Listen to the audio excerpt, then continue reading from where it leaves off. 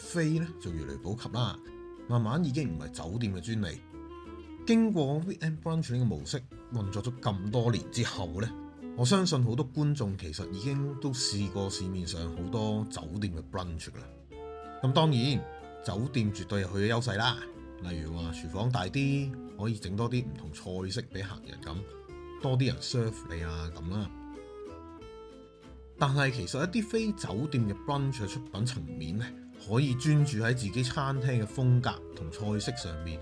有時比起一啲大包圍啊、大堆頭啊嘅酒店咧嘅 brunch 嚟得更加有特色嘅。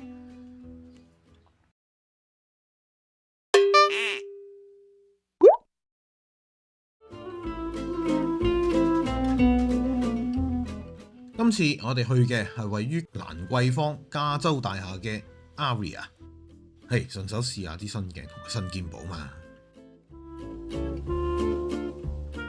其實加州大廈都有好多唔同嘅餐廳咧，都會提供 Weekend Brunch Buffet 嘅，例如好似 Fumi 咁啦，之前我同 K 太都有去過嘅。今日一睇之下，點知原來幾間餐廳都係同一個集團嘅。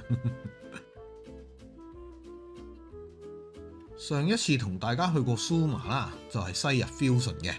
咁今次 Aria 咧係純意大利餐嚟嘅，玩法上邊咧兩間都有少少唔同。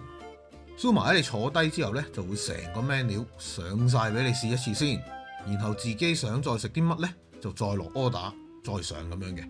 每個人都會有一份 main course 啦。咁但係呢度咧，全部嘢咧都係自己行出去攞嘅。main course 方面咧就要另外加錢先有。咁我同 K 太都唔係話非常大食嗰隻啊，所以最後其實都冇叫到 main course 嘅。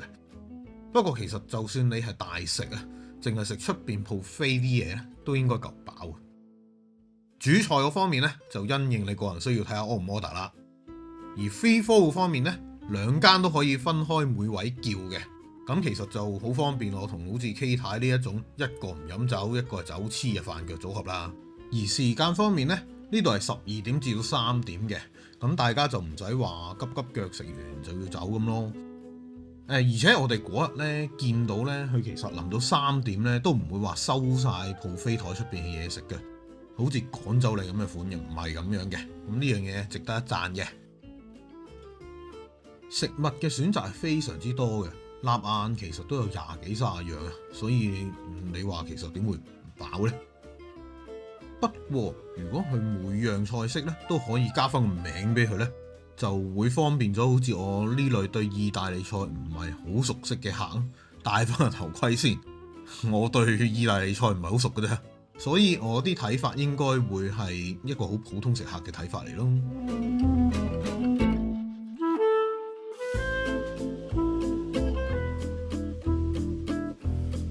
海鮮咧似乎喺呢度係一個好主打嘅食物嚟嘅，而質素咧的而且確係好嘅。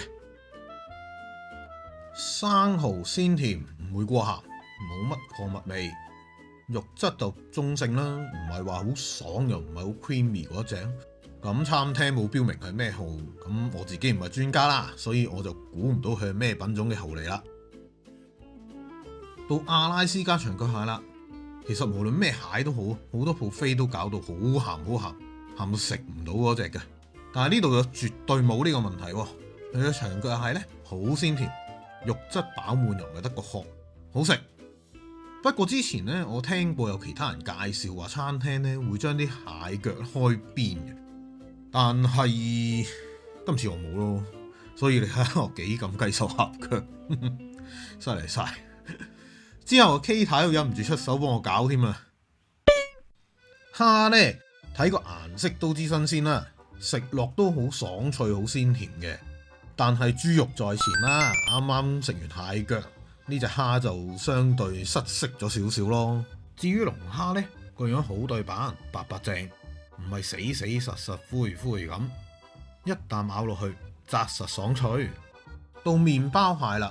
咁其實平時咧，大家食開嗰啲可能都已經好多膏噶啦。咁但係咧，我哋今日見到呢一隻咧，就仲飽滿，誇張到咧。而且你見到咧啲膏咧，其實咧唔係話實滴滴嘅。我哋食落去咧，入口咧都覺得非常之鬆化，幾好幾好幾好。之後每人會有一隻牛油蒜蓉燒聖子嘅，咁餐廳到咁上下就會上俾我哋噶啦。我諗呢一個應該係我呢一餐食過最災難嘅嘢。隻燒聖子咧係燒到完全過熟，好韌好韌好韌。哇，好硬！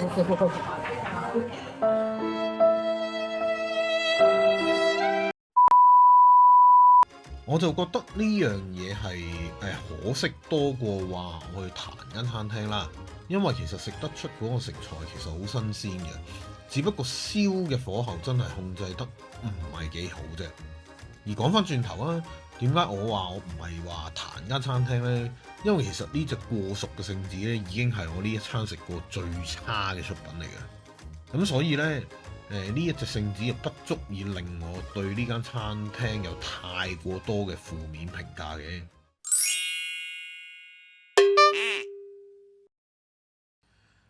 餐廳環境嚟講呢，雖然佢位於大廈入邊啦，但係一啲都唔局促嘅。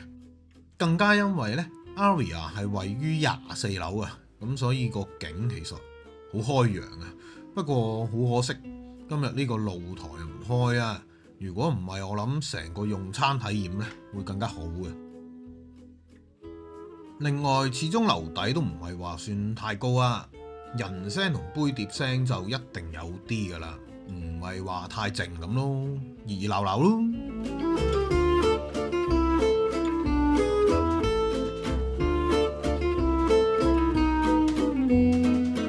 而條片咧開頭咧我就講過話酒店 service 可能會人手足啲啊，好啲啊。嗱，唔係無中生有噶，你睇下我隻杯，係咧，酒店就好少有 free flow 個杯會吉嘅。好，休息咗一陣，又講翻嘢食啦。其實咧選擇呢度有好多好多嘅，所以我哋都試唔晒啲嘢啊，淨係揀咗一啲嚟試咗啦。K 太呢一刻直頭話飽添啦，有我最中意嘅番茄水油芝士沙律，芝士幾好，不過番茄就嫌佢唔係太多汁同唔係好夠甜啦。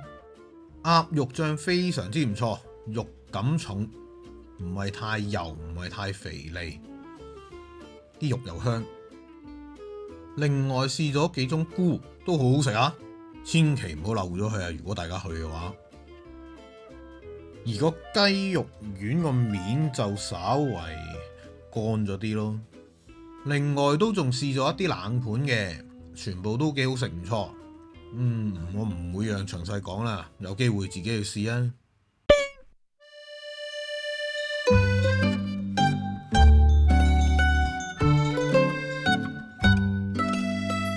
好，到咗甜品時間。款式咧唔係話非常之多啦，大約10種8種咁。但係唔好以為佢 hea 喎，相反咧，我覺得佢有樣嘢值得一讚嘅。其實咧，而家市面上好多buffet嘅甜品咧，已經好少提供一個成個咁樣放出嚟完整嘅蛋糕啊。而 Aria 呢度咧，仲係有一個完整嘅蛋糕咁放出嚟嘅，誠意分都加唔少啦。而且咧，原來呢度睇嚟係隱藏咗一個殺着，就係 Tiramisu 啦。我同 Kita 好耐冇食過一個咁夠料嘅 Tiramisu，佢朱古力味夠啦，咖啡嘅酒量又夠啦，手指餅全部都索晒咖啡酒啊，芝士又好滑唔過鹹啦，整體味道好平衡啊，一入口就融化晒。幾樣味一齊喺你口裏邊溫和，人生一生。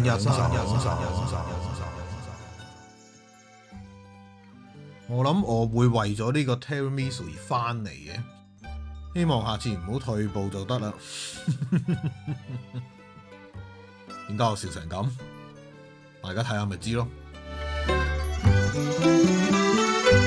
拿破崙咧就比較差啦，太過甜啊！同埋個酥皮又腍咗，咁你知啦，個酥皮腍咗都冇咩好講啦。朱古力榛子蛋糕，超級濃嘅朱古力味，底層再有一層脆脆地嘅榛子醬，好似食緊一個黑朱古力酒甩屎版嘅金沙咁，嗰個係咪叫做黑沙應該？好好食，諗起都仲想食，不過都有啲流嘅其實。唔好漏咗，仲有個雪糕，短短一句啊，朱古力味好食過雲呢拿味咯。總括嚟講呢，我會推薦大家試下呢間餐廳嘅，因為啲嘢食呢係值得呢個價錢嘅，而個氣氛都唔錯，唔會話太過荒蕪啊，搞到你周身唔自在啊咁，冇呢啲嘢嘅。如果你話星期日同朋友嚟飲個嘢食個飯醉住咁走，絕對係一個好嘅選擇，我相信唔會令你哋失望嘅。好啦，咁今集就嚟到呢度先啦。中意呢條片嘅話，希望大家 CLSS comment like share subscribe。